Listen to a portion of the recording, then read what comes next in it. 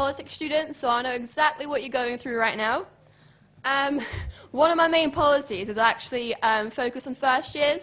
I want to make sure first years are more represented in society committees, in societies in general. I think they're very, very undermined. Fresh positions for fresh ideas. Additionally, I want to create an activities app so you know where you're going, so you don't need to look at the really outdated SU website, which is really confusing to understand. I'm very experienced. I'm the current president of Amnesty International Society, social sec of UNICEF, social sec of women's basketball, so I am extremely qualified to lead this union. It's not over till it's barraged over. Please vote Anna for activities. Thank you. Hi, I'm also Anna, and I'm also a third-year politics student. I'm wanting to be your welfare officer. The role of welfare officer really sort of encompasses the well-being of students. It's a really broad role. I'm currently president of Mental Health Matters Society, which is a society in the Students' Union that campaigns for an end to the stigma of mental health. It's a really great society. Even if you don't vote for me, get involved with that. My main platform really is mental health and well-being. It's about fairer extenuating circumstances and extensions in departments. It's about improving our services. It's about self-care workshops. Also about housing and financial support, so encouraging you guys to find your houses later, and also safety on nights out. We should have walking groups back to the key areas of student nights out. Every uni does it, other universities do it, so we should do it too. So vote Anna for welfare, be brainy, vote Mulaney. Thank you. Hi guys, I'm Omar and I'm running for sports officer. I've had a lot of experience in sport. I'm currently on the sports committee and I was captain of the snowboarding club last year. My policies, I'll go through them very quickly because I don't want to take forever, but essentially I'm trying to increase participation in sports, so talking to you guys, freshers, and hopefully like make it more attractive for you to play sports. It doesn't have to be a sports club, it can be social sport or just going to the gym or just basically keeping healthy. One of my policies is to split the gym membership into like different sections, so you get swimming only, or you get fitness classes only, or you get like gym only, which hopefully would make it a lot cheaper, because at the moment I think it's ridiculously expensive. Yeah, like I said, I don't want to go on forever, so please vote Omar for sports officer. Go forward, Omar. Hi. Again, I'll try and keep it quick. I'm here on behalf of Josh Berline, who's running for education officer. Josh has spent his last 2 or 3 years at university campaigning against cuts to education, campaigning against the cuts to maintenance grants, campaigning against the recent cuts to disabled students allowance. The cuts that are happening at the minute are dangerous. They're having a huge impact on students and prospective students. It's something he's got practice in. It's something he's really passionate about continuing to campaign around. Also, he wants to look at extenuating circumstances policy. At the moment, if you're having a hard time with your mental health or a family bereavement, it can be really difficult to get your essay deadlines pushed back. This is something he really doesn't think is fair. This is already a stressful time, and he wants to try and make policies around that a lot easier. So please have a look on his Facebook page. He's got some really amazing policies. He's a really great campaigner. Make your education shine with Josh Berline. Thank you. Hi guys, I'm Ali Day and I'm also running for education officer, slightly awkward. I'm a third year politics student as well, so woo, go politics. I love this module and him as a lecturer. So all of my policies are about students having a voice in their education and being able to access your education more easily. So if there's something wrong with your course, something to do with study spaces that you want to change, I want you to feel like you can actually do that. Some of my policies are about free black and white printing, better personal tutoring, more constructive feedback, and introducing study spaces in university accommodation as well. If you want to know more about me or any of my policies, check out the Ali Day Way on Facebook, and don't dally, vote Ali.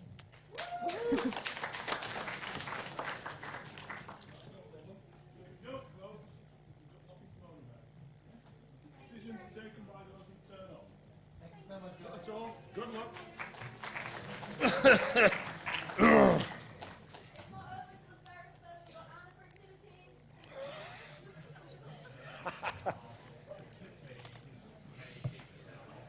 Right, so after that exercise in democracy, we'll now get back to autocracy. Me talk, you listen. Right.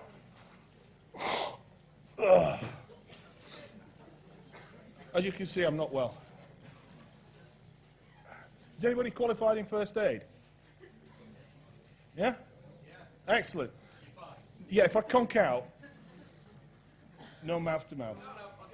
No, no mouth to mouth. Oh, yeah. Anything you find, you can have. In fact, you can have this. BlackBerry.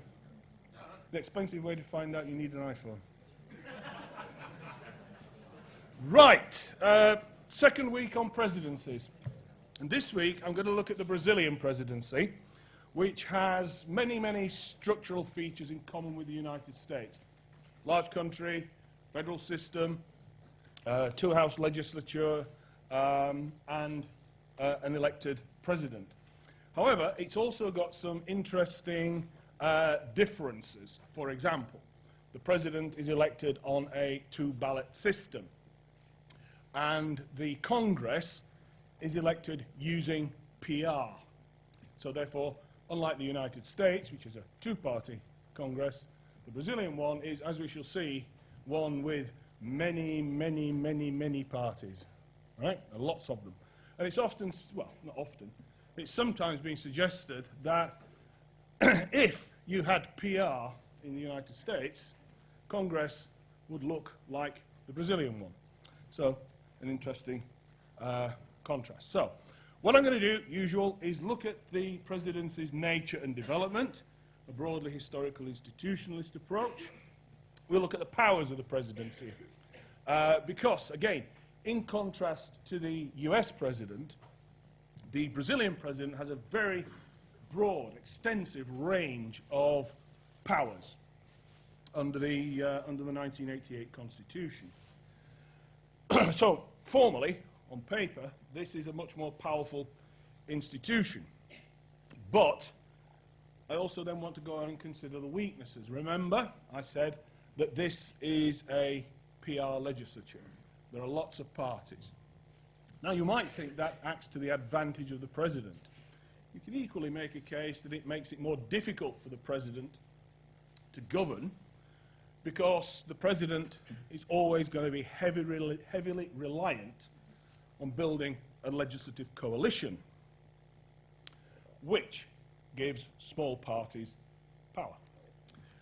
And then I'm going to wrap up with this idea of pork barrel politics, which originally is a term derived from 19th century American politics, whereby you buy votes in return for building a bridge or a road. A representative, a member of Congress, will agree to vote for the president's measure. And it's argued that pork barrel politics is characteristic of Brazilian politics, and it's the way it functions.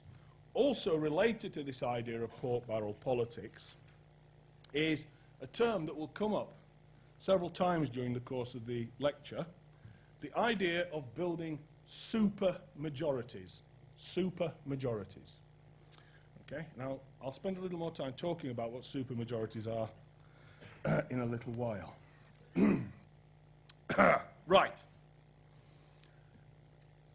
The history bit. Brazil has constitutionally been a federal republic since 1889. Prior to that, it was a monarchy. Before that, a Portuguese colony. But the modern Brazilian presidency dates from the collapse of what is sometimes referred to as the Old Republic in 1930. The Old Republic was quite a ramshackle political system. It was very decentralized. Brazil, big country, a federal system. Power, therefore, resided in the states, and most of the states were controlled by a sort of rural oligarchical elite. As a result of the 1929 depression, Brazil, whose economy at that time was heavily dependent upon the export of a few primary crops. You've probably all heard the song, "There's an awful lot of coffee in Brazil." Well, as a result of the depression in 1929, there was even more because they couldn't sell it. And as a result of this economic crisis, Brazil entered a massive political crisis as well. Now, at this time, there was minimal popular participation. Power was effectively monopolised by the urban middle class and this rural oligarchical elite. In 1930, this guy, Getúlio Vargas, comes to power as a result of a populist revolution. A revolution triggered by labour discontent, by unrest amongst younger members of the officer corps, severe economic crisis, as I've mentioned, and growing regional fragmentation. Bits of Brazil looked likely to begin to pull away, thereby threatening national unity. Excuse me. This revolution had quite a strong class politics element to it, in that it was primarily directed against that rural oligarchy that I mentioned, this rural ruling class made up of dominant landowners and a few big industrialists, although interestingly Vargas originally had a lot of support amongst Brazil's emerging industrial bourgeoisie. Now, his first contribution to the growth of the presidency then is really important. Up to this time, the presidency is relatively unimportant as a political institution. Under Vargas, the office of president grows. It grows in scale, in that the office becomes much more important in itself, and it grows in scope.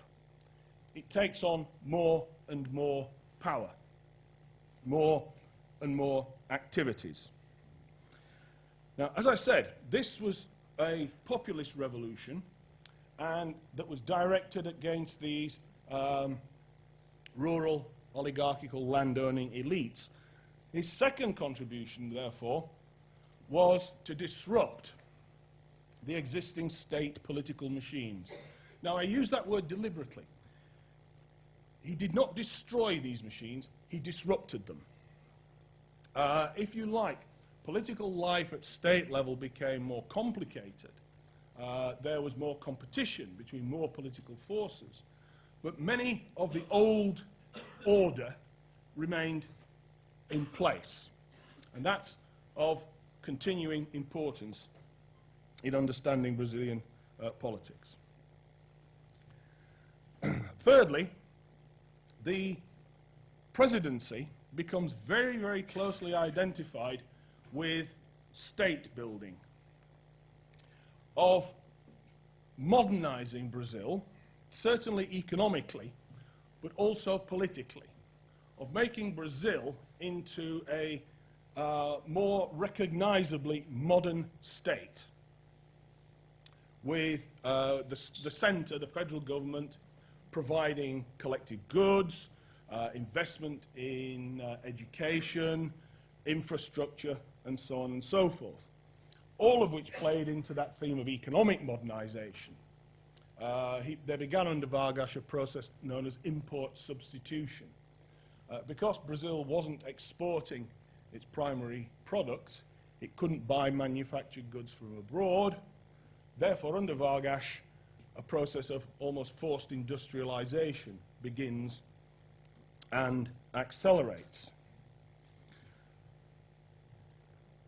He asserts, well, almost develops the idea of Brazilian national identity. Those of you who are interested in these sorts of things, if you want to follow this story through, you will find that Brazilian football plays a strong role in this period in the development of Brazilian national identity, as indeed does the idea of Brazil as a multicultural, multi-ethnic society. In its past, remember, Brazil had been a slaving society. Slavery had been abolished, slaves freed in the 19th century, And Vargas emphasized the role of football and Brazil's ability to enfold large numbers of ex-slaves into wider Brazilian society, which had hitherto been dominated by white European immigrant groups. Not the sort of place Donald Trump would be at all enthusiastic about. And finally, bearing in mind that this is a populist revolution, under Vargas there begins a slow but nonetheless steady extension of social and political rights.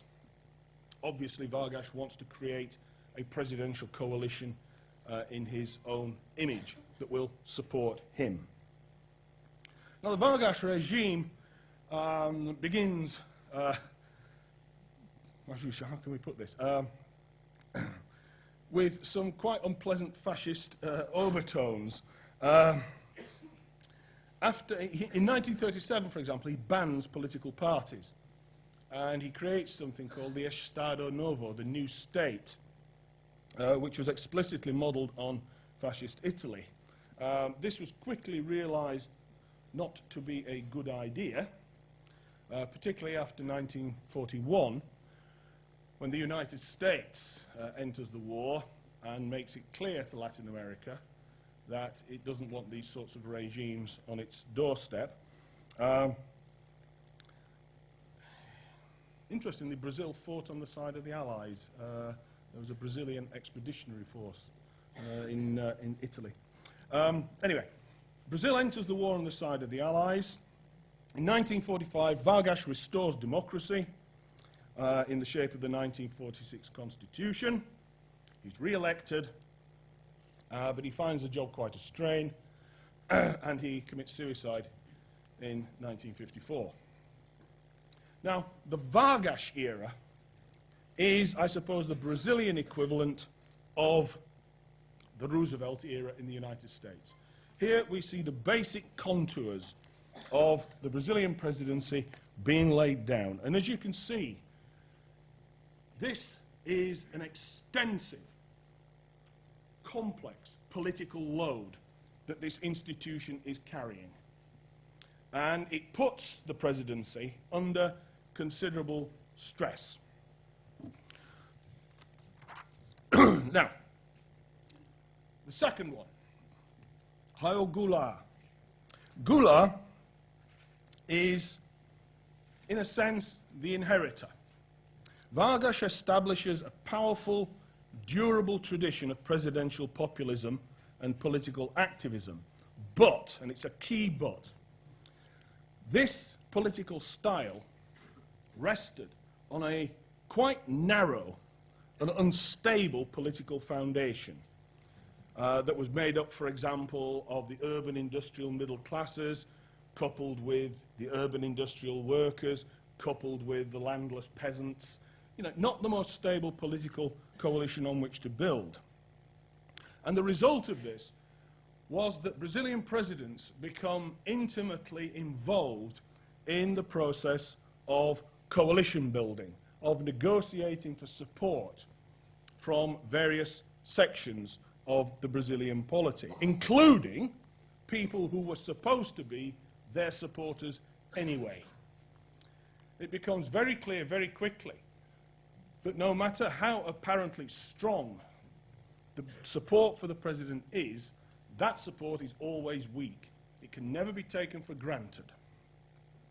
Now, when Vargas is elected, comes to power, about 1930, about 6% of the population has the vote. Under his constitutional changes in 1945, 1946, it increases to about 10, 12%. By the time Goulart is elected president, excuse me, in 1960, it's about 18 to 20%. Clearly, not yet a democracy in any way, shape or form, but nonetheless, the popular base of the regime has steadily broadened. And though small, this growth represents a revolution in popular politics. after the Vargas era, there is an explosion in the formation of political parties. Brazil has one of the highest numbers of active political parties in the world. There's a very high level of party competition. Throughout this period of the late 1940s through to the early 1960s, there's an average of something like 13 political parties that have representation in Congress. Many of them are very, very small, personalized factions. They're a small group of representatives organized around a powerful local leader. Again, not a particular stable base. And remember, these local state-based oligarchs that Vargas should try to root out, or at least limit their power, are still there. Now, during the 1950s, early 1960s, Brazil undergoes rapid economic development. It rapidly industrializes, it rapidly urbanizes. And those three processes, industrialization, urbanization, those two processes, industrialization and urbanization, transform Brazil's politics. It transformed Brazil's politics. And it is reflected particularly in the rise of what is known, in Brazilian, its initials are the PTB, the Brazilian Labour Party. The Brazilian Labour Party. Now, the growth of mass politics, urbanization, industrialization, the rise of the Labour Party means the rise of socialism. Socialism, as you can imagine, frightens the military.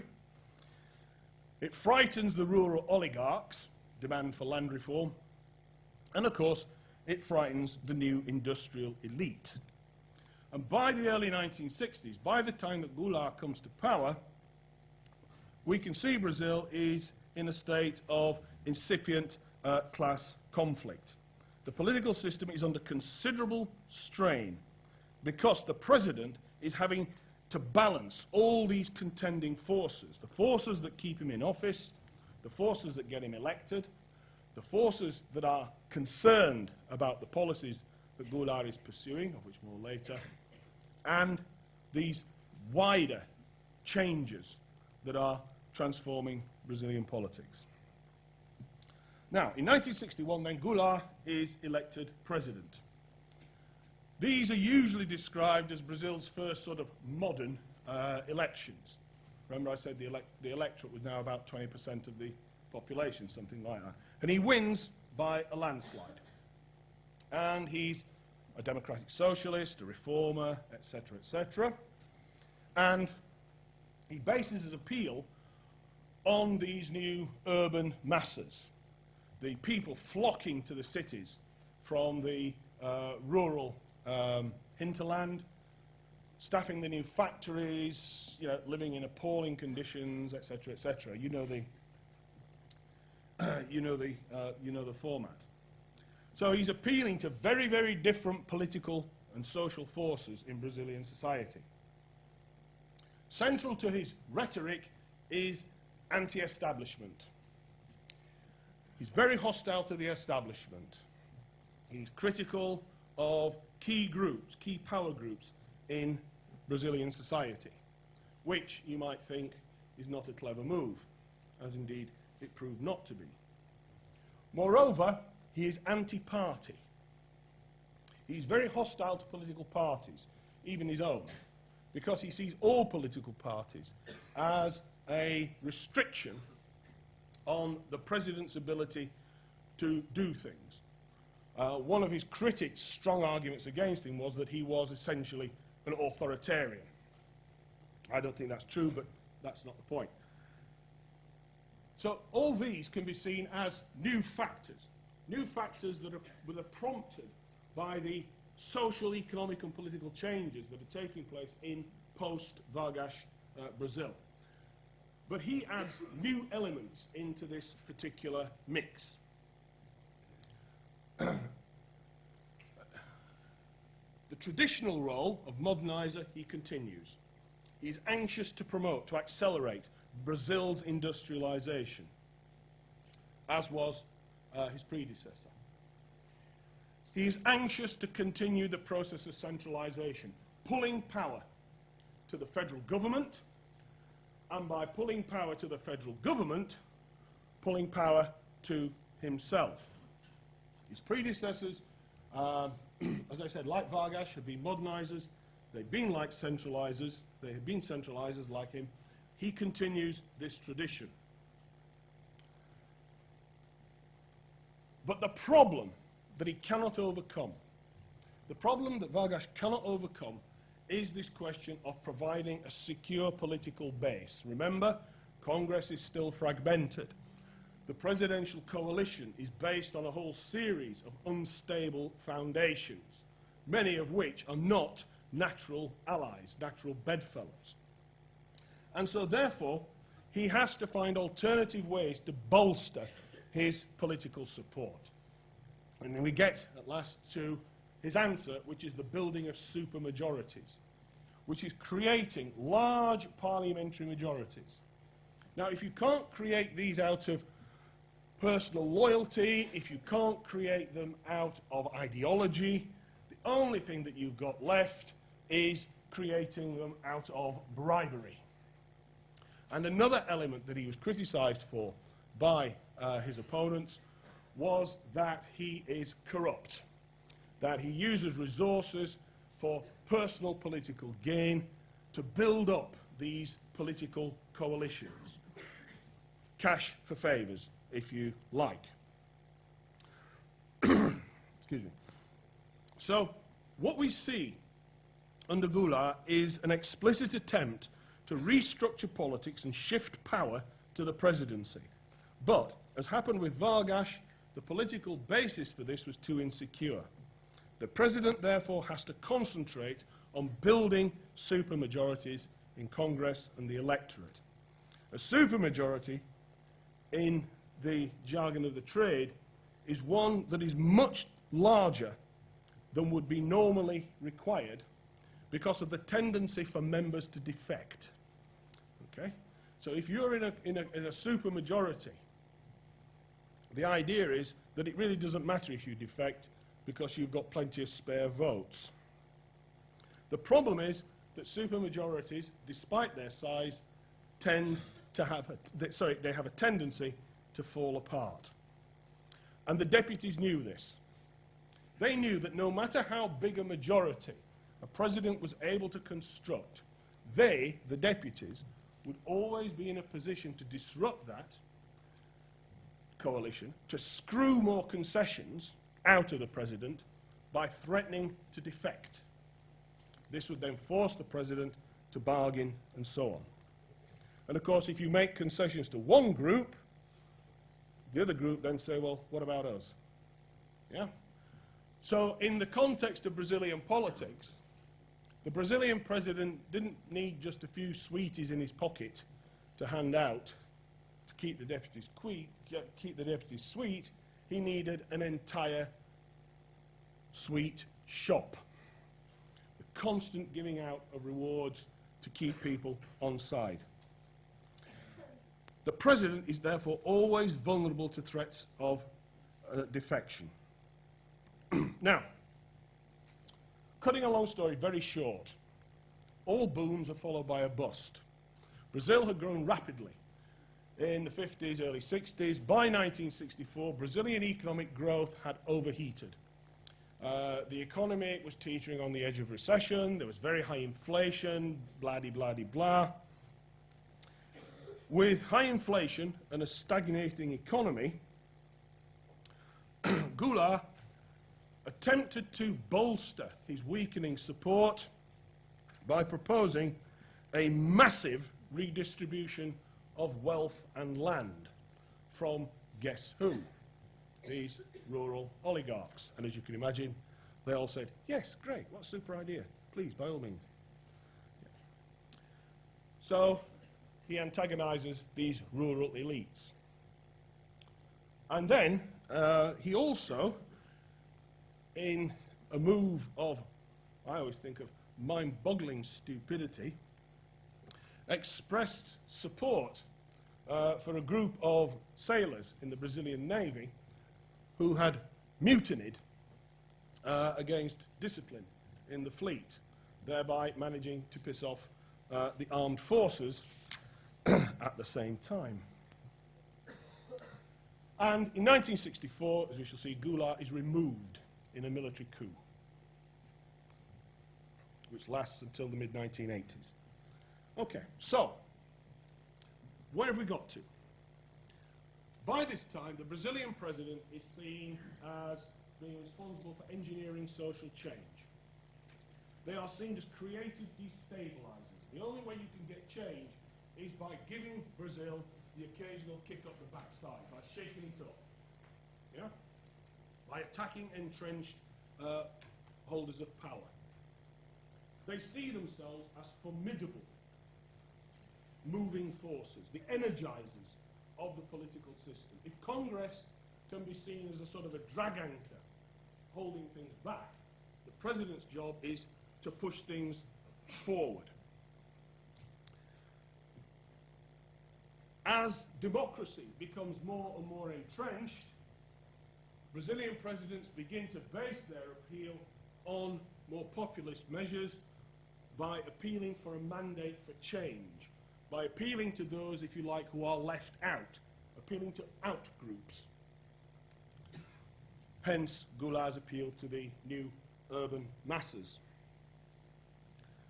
This leads to a political style that is presented as sometimes radical populism, in its extreme form, a radical leftish populism.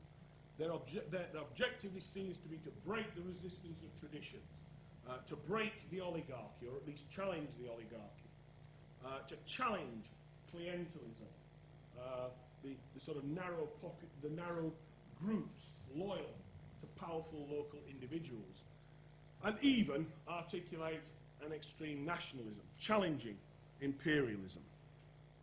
In the era of the Cold War, this was an appeal that was always likely to stimulate considerable opposition from within Brazilian society and considerable suspicion from outside, notably from the United States.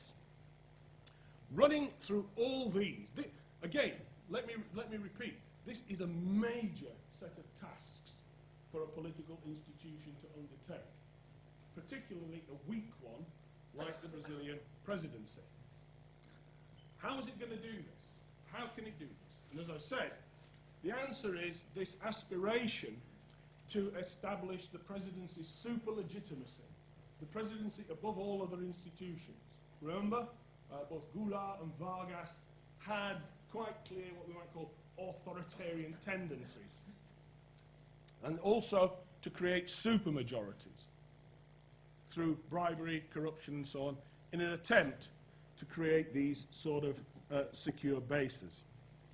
This is from an article by Jacques Lavounier, Brazil Towards Presidentialism, which is a really good piece of work. Now, as I said, the result of all this, the military coup. I haven't got time to go into this, but Brazil has something like 20 years of military rule. Military rule is military rule. The Brazilian one was seen as being less repellent than some of those that existed in Latin America at this time.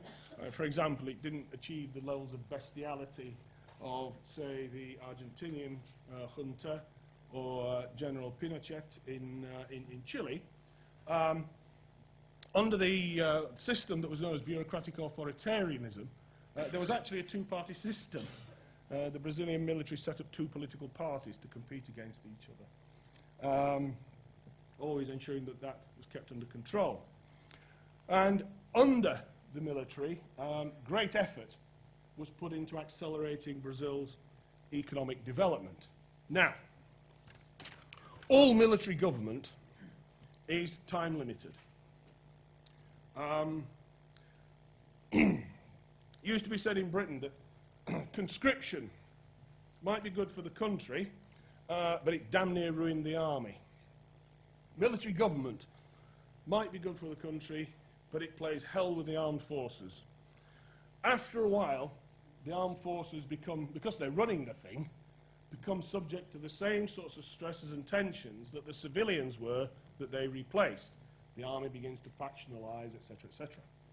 So, by the early 1980s, the Brazilian military is thinking, literally, we've had enough of this as a game of soldiers, we're off back to barracks.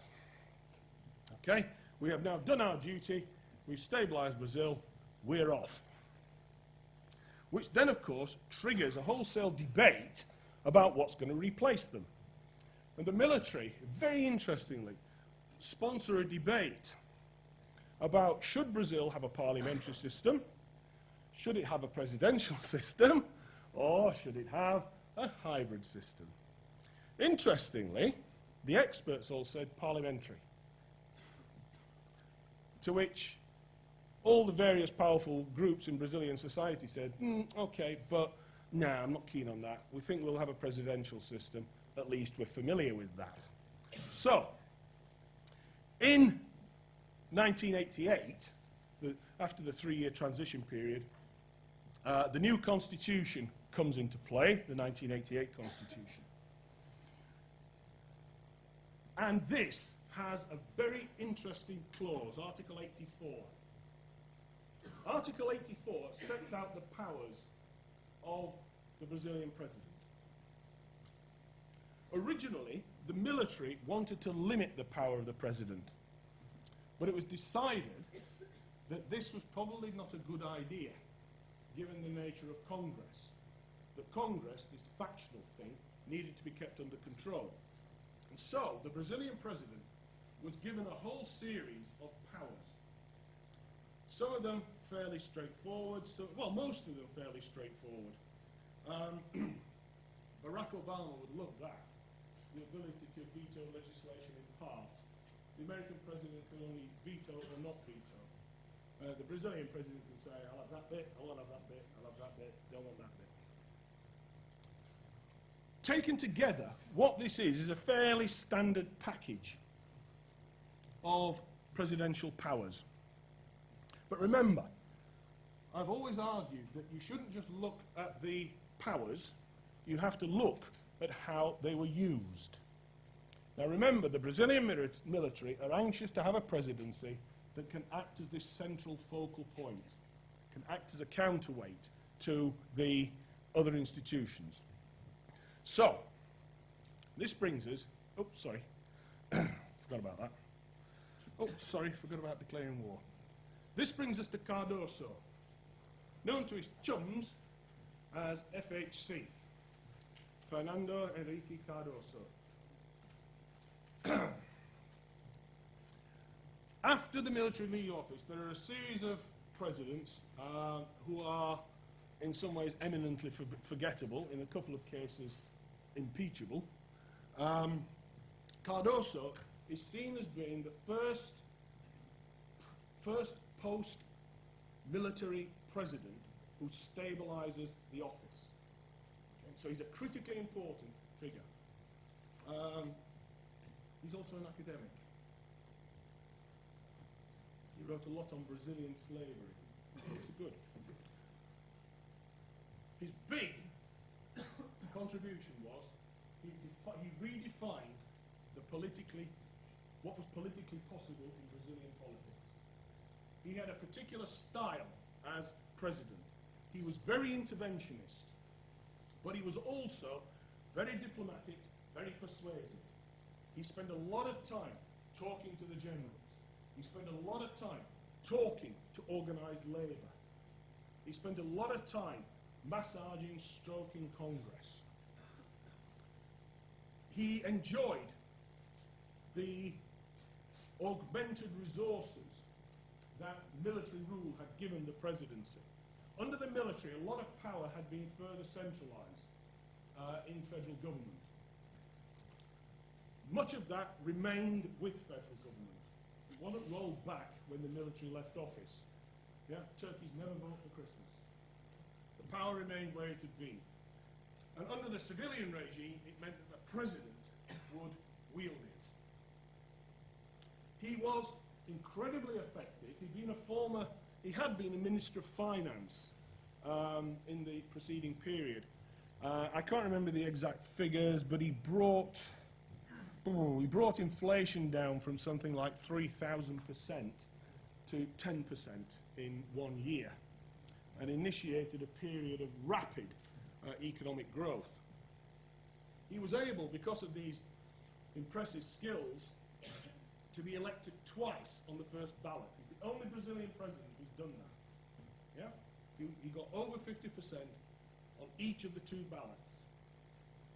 Very, very impressive figure. And he plays a critical role in stabilizing the new presidency, okay? The post-military presidency. He plays this key role in stabilizing it. Now, however, just note this. I'm not going to tell you what these are. If you're interested in the multifarious initials and abbreviations of Brazilian political parties, I'm not the man for you, all right? Just note, this is the presidential coalition. These are the parties that came together to support him. He was a social democrat, PSDB, okay? 1, 2, 3, 4, 5 parties constitute the presidential coalition. 5 parties. Yeah? And Barack Obama's got enough trouble with 1. Now, where are we? Yes. Key role. He's followed by a guy called Lula, who was really interesting, but we haven't got time to go into him. The current president is Dilma Rousseff. A really interesting figure. She was arrested by the military as an urban guerrilla under a period of military rule. But she was Lula's handpicked successor. She's from the Brazilian Labour Party. She was formerly head of Petrobras, the Brazilian oil company, which is at the centre of a massive, and I mean massive, corruption scandal. Despite being the head of it, of course, she knows nothing. Which I actually believe. Now, taking Cardoso then, what you've got here is the state of the current presidency, if you like, under Dilma Rousseff. There's Cardoso, Lula, then Rousseff. Under these 3 presidents, something very interesting takes place. Now remember, this is supposed to be a separation of powers regime. Under the Brazilian military, the budget was controlled by the military, controlled by the Senate. Under the US system, the budget is written by Congress, the President gets ready to end it. Yeah? The executive controls the budget, the President controls the budget. That is a big hole in separation of powers. Very little legislation is initiated by Congress. 14, 20%, something like that. Most of it comes from, guess who? The President. Comes from the executive. Yeah? In addition to that, the President has the power to identify a bill as urgent, as provisional, which means that the President can say, pass this bill. Congress has to pass it under the Constitution, but it can only last for a year, and then it's called the Sunshine Law. It drops off, yeah? And it either has to be fully approved or abandoned. After a year, 79% of these laws identified as provisional by the President become law. In addition to that, the President can identify a bill as urgent, which means Congress then have to move it to the top of the agenda and act on it. Presidents can veto, as we've seen. The President's veto is very rarely overturned. This strikes me as a very peculiar presidential system, in that the President seems to me to be the dominant legislator. It's not just Congress passes the laws, the President puts them into force.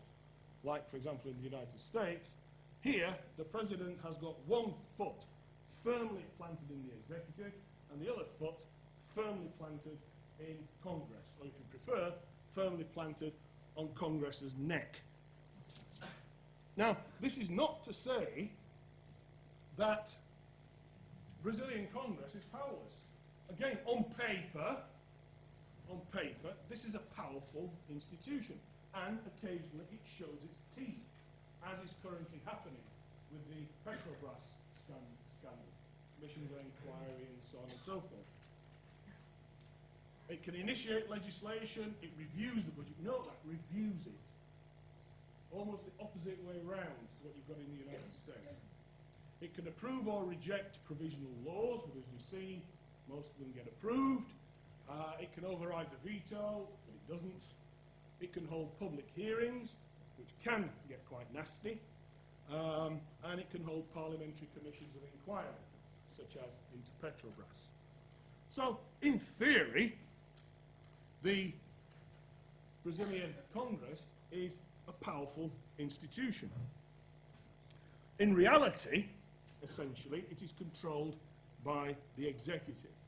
That's why Barack Obama, I think, would much rather be President of Brazil than President of the United States, because he could get things done. Why? Because you could argue the separation of powers has been effectively neutralized, both by constitutional provision and by the people who dominated the presidency from Cardozo onwards. Now, let's just for a moment, find out what the time is, let's just for a moment look at the, come on, you piece of shit. Sorry, you didn't hear that. This is the Brazilian election in 2014. As you can see, there were three candidates.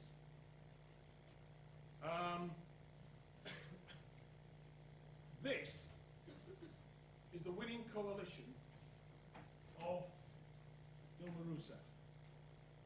Her party, the PT, the Labour Party, then the PMDB, the PSDB, PP, PR, PRV, PCD, PDT, and that's reflected then in the centre-right and in the centre-left. That is an incredibly fragmented party system, an incredibly fragmented electoral system. It makes Dilma Rousseff's job as president, you would think, remarkably difficult, because she's got all these parties to keep messing about with. You could equally say, well, it gives her a degree of flexibility. She can play one off against the other. Interesting, two different interpretations. But the point remains that Brazilian presidential politics are essentially the politics of coalition.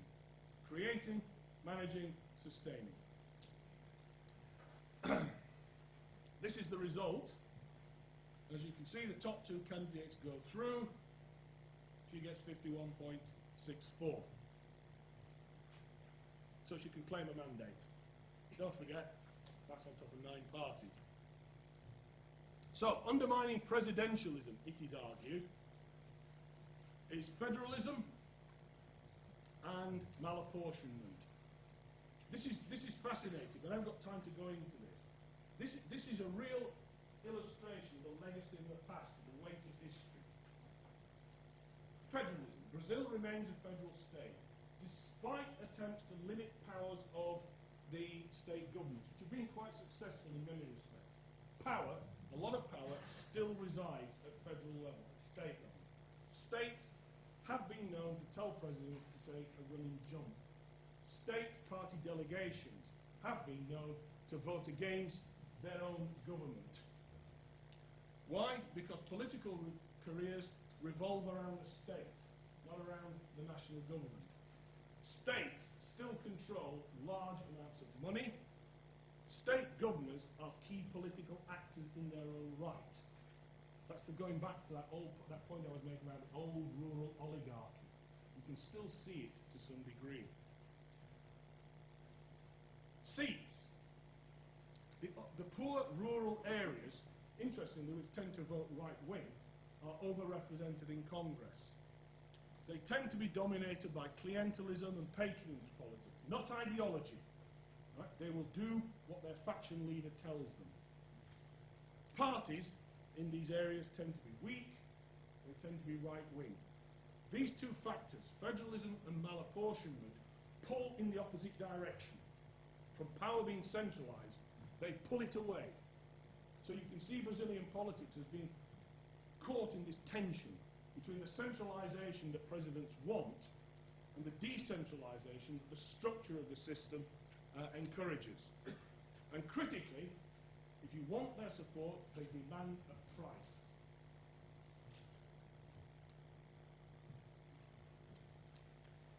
This is the effect of the party system. What I want to do is, you can look at this in more detail later, but I want to do is focus on this, pork barrel politics. Right, this is the Chamber of Deputies. Right, now look at it. This is votes and seats. There's 1, 2, 3, 4, 5, 6, 7, 8, 9, about 10 effective parties. How do you get them to support you? The answer is pork barrel politics.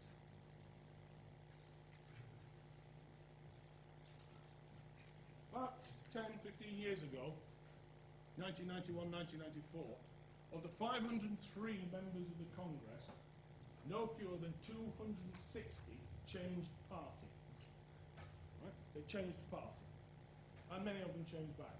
Now, it's a lot less now than this, but that gives you some idea of the potential. We have low party cohesion, low discipline. There are few incentives to act nationally. I've talked about that. The rule is pork buys deputies. Now, in the old days, when politicians were honest, when they were bought, they stayed bought. Yeah? Now, the best you can hope for is to rent them. Okay? Do you rent or do you buy? Do you rent or buy deputies?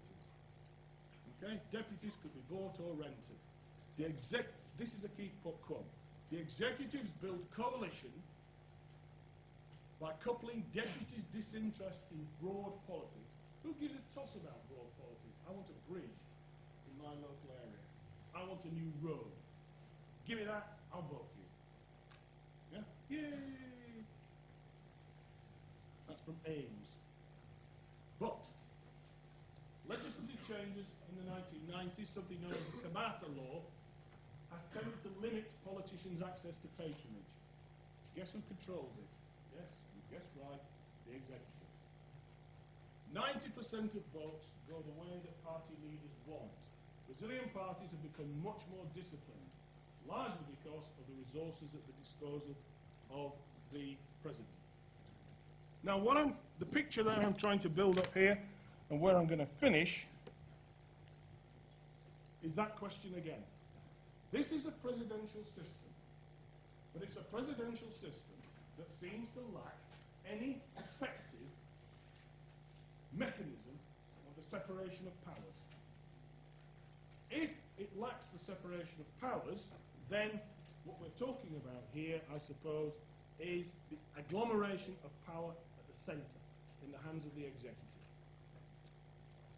And just remember that point that I made about Madison, right? About how power concentrates. That's the very definition of tyranny. Okay, thank you very much.